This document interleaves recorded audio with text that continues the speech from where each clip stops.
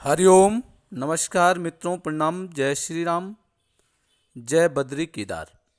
मित्रों, एक बार पुनः आपका स्वागत कर रहा हूँ श्री शिव शक्ति आध्यात्मिक चैनल पर, जहाँ पर कि मैं आपको ज्योतिष से संबंधित, आध्यात्म से संबंधित छोटी छोटी और महत्वपूर्ण जानकारियाँ उपलब्ध कराता हूँ। आज मित्रों एक अहम विषय और अहम विषय है, यज्ञ में आहुति किस किस को डालनी चाहिए, अर्थात आहुति के योग्य कौन कौन है, अर्थात यज्ञ कौन कौन कर सकता है। या आप ये भी समझ सकते हैं कि महिलाएं, स्त्रियां यज्ञ कर सकती हैं कि नहीं कर सकती हैं, अधिकारी हैं कि नहीं हैं, इसके बारे में आपको जानकारी दूंगा।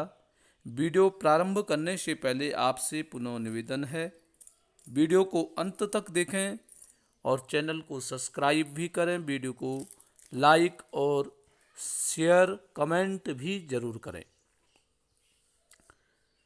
तो मित्रों,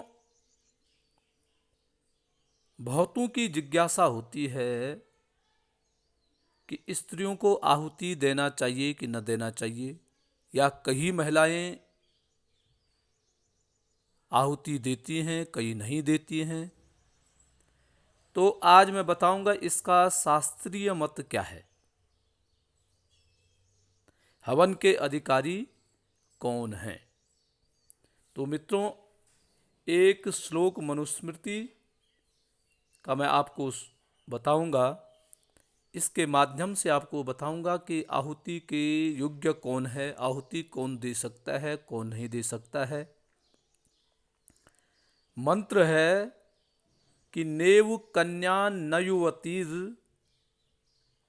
ना मंतज्ञो न बालिशः परिवेष्टाग्निहोत्रस्य बहवे नाम संस्कृतस्तथा। मित्रों, इस श्लोक का जो अर्थ है वो साफ साफ ये कह रहा है कि नेव कन्या न युवती न मंत्रज्ञो न बालिश, अर्थात न तो कोई कन्या, कोई छोटी कन्या है वह भी यज्ञ करने की अधिकारी नहीं है, अर्थात वह भी यज्ञ नहीं कर सकती है। न युवती, युवती भी नहीं कर सकती है, महिलाएं भी, अर्थात हवन यज्ञ नहीं कर सकती हैं, अधिकारी नहीं है। और न मंत्रज्ञो न बालिश, जो मंत्र को नहीं जानता है, अर्थात मंत्र को न मानता है, नास्तिक है, वह भी यज्ञ करने का अधिकारी नहीं है। जो मूर्ख है, मूर्ख भी यज्ञ करने का अधिकारी नहीं है। जो संस्कारहीन है, जिसको संस्कार नहीं है, कैसे बैठना है, कैसे आहुति देनी है, जिसको संस्कार नहीं है, वह भी आहुति करने के योग्य नहीं है। ये लोग सब आहुति नहीं दे सकते हैं, केवल स्त्रियां नहीं। और दूसरा कह रहे हैं कि नरकम निपतन्त्येते जुह्यनाम सच यस्य तत् तस्मात् वेतान कुशलो होता स्याद वेद पारग। बोले कि यदि ये लोग हवन करते हैं तो नरक में पड़ते हैं। इसमें दोष के अधिकारी ये स्वयं हैं, अन्य कोई नहीं है। और दूसरी बात है कि यज्ञ कर्म करने में कुशल और वेदों के जो पारंगत विद्वान हों, उन्हीं से ही यज्ञ हुआ करता है। उसी को यज्ञ कहेंगे, उसी को हवन कहेंगे।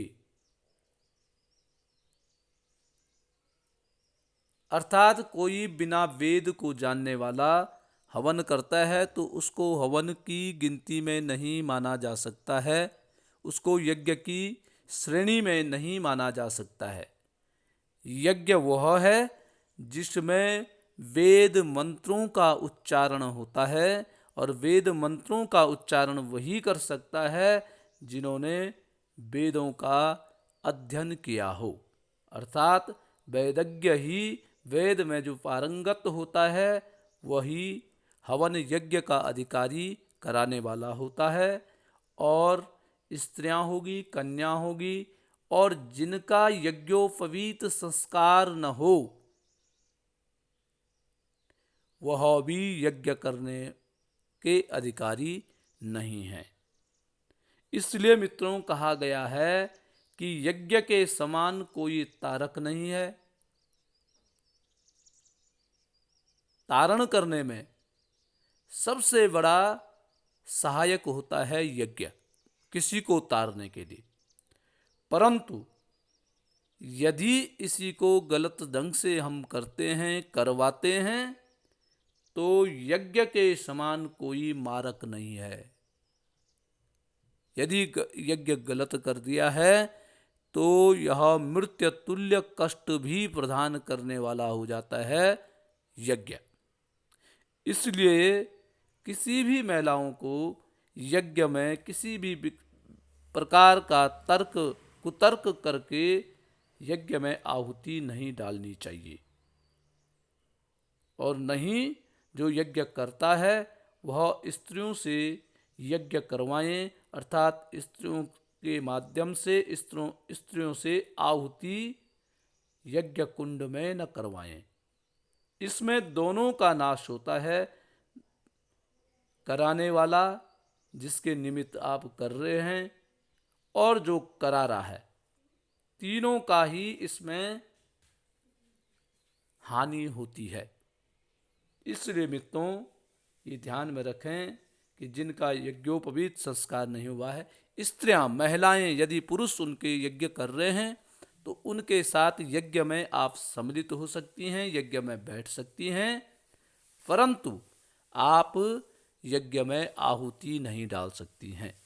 या ये हो सकता है यदि आपके पुरुष या पति यज्ञ कर रहे हैं तो आप उनके साथ बैठ करके उनके हाथ पर आप स्पर्श करके उस यज्ञ में सम्मिलित हो सकते हैं, परंतु आप यज्ञ की अधिकारी नहीं हैं। तो मित्रों आज के लिए बस इतना ही।